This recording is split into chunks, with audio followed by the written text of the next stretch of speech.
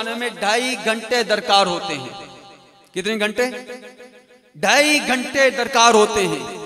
तो कहा ये गया 2.5 घंटे तक तुम कब्र पर बैठकर पढ़ा करो। आका वजह फरमाया इसलिए कि जब मुनकर नकीर आते हैं,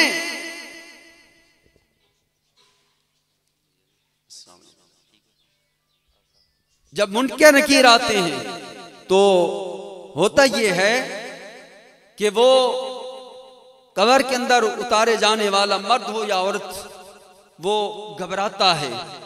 जब तुम अल्लाह का कुरान पढ़ते हो 2.5 घंटे तक तुम इतनी देर तक कुरान पढ़ा करो जितनी देर ऊंट ज़िबा करके उसको गोश्त बनाया जाता है, इतनी देर के लिए कुरान पढ़ा करो, ताकि तुम्हारा कुरान सुनकर कुरान की बरकत से तुम्हारे मुर्दे को मुनकर नकीर के सवाल और जवाब के अंदर आसानी पैदा हो जाए।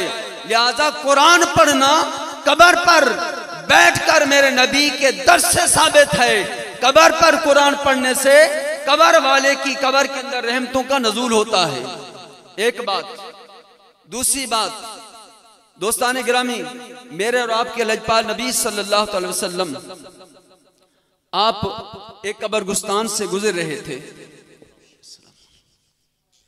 तो आपने देखा कि 2 कब्र वालों को कब्र का अजाब हो रहा है। 2 कब्र वालों को, बोलिए बोलिए, 2 कब्र वालों को कब्र का अजाब हो रहा है। अब हजारों मन मिट्टी के नीचे मेरे आका गुजर रहे हैं। गुजरते हुए खत्मे नबूवत के चलते हुए कदम रुक गए। मेरे आका ने निगाह नबूवत से देखा, रुक गए। रुक कर फरमाया, गुलाम वो खजूर देखी है? अर्ज की नाम। कमली वाले देखी है? फरमाया जाओ वहां से खजूर की टहनी तोड़ो। वो साहबी गए, खजूर की टहनी तोड़ी। मेरे आका दो जहां सल्लल्लाहु अलैहि वसल्लम आप टहनी के 2 हिस्से किए, एक कब्र पर गाढ़ा, दूसरी कब्र पर गाढ़ा, और ये गाड़ कर ये अमल करके फिर पूछा, मेरे गुलामों तुम पूछते नहीं हो मैंने ऐसा क्यों किया? तुम पूछते नहीं हो मैंने ऐसा क्यों किया? साहब ने अर्ज की, कमली वाले आका फिदा का अभी व उम्मी, अब बता दें आपने क्यों किया?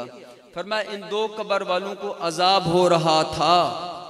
जो लोग कहते हैं नबी को कुछ किसी चीज का पता नहीं, जिन लोगों का ये जहन है नबी को किसी चीज का पता नहीं, दीवार के पीछे का पता नहीं, अरे जालिमो, जिस नबी की निगाह हजारों मन मिट्टी के नीचे ये देख लेती है कि कब्र वालों का अजाब हो रहा है, वो तुझे मुझे क्यों नहीं देखती मदीने से? फिर मेरे आका ने फिर फरमाया, मेरे गुलामों तुम ये नहीं पूछते कि बताओ इन कब्र वालों को अजाब क्यों हो रहा था? साहब ने अर्ज की, आका करम कर दीजिए, करम कर बता दीजिए क्यों हो रहा था। मेरे आका ने उस अजाब का सबब भी बयान कर दिया। फरमाया मेरे गुलामों सुनो, मैं मुस्तफा तुम्हें बताता हूं, एक कब्र के अंदर जिसको अजाब हो रहा है, पेशाब के छींटों से न बचता था, कपड़े पाक न रखता था, दूसरा चुगलखोर था, इधर से सुनता उधर लगाता था। इन 2 सबब की वजह से कब्र वालों को अजाब हो रहा है। तो दोस्तान गिरामी, मेरे आका ने इस कब्र वाले की अजाब का सबब भी बयान कर दिया। अरे जालिमो, जिस गैबदान नबी ने कब्र वाले के अजाब वाले के अजाब को देखकर उसका सबब भी बयान कर दिया कि क्यों हो रहा है। अभी भी कहते हो नबी को इल्म गैब नहीं? फिर मेरे आका ने ये जो खजूर की टहनी तोड़ी, फरमाया मेरे गुलाम हर तर चीज, जिंदा चीज अल्लाह का जिक्र करती है। जब तक ये खजूर की टहनियां जिक्र खुदा करती रहेगी, इस कब्र वाले के अजाब के अंदर कमी होती रहेगी। अरे जालिमो, कुजा एक दरख्त का जिक्र करना, कुजा मोहम्मद के गुलाम का कुरान पढ़ना। अगर एक दरख्त जिक्र करे, कब्र वाले के अजाब के अंदर कमी, बोलिए, कब्र वाले के अजाब के अंदर कमी आती है।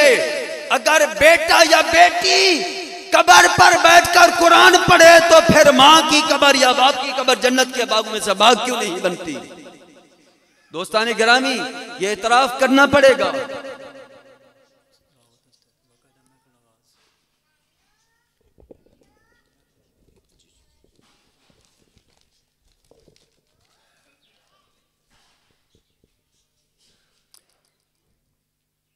अब इस महफिल का आगाज हम अल्लाह जल्ला शनहू की मुकद्दस मुताहर बेमिसलो बेमिसाल कलाम से शुरू करते हैं।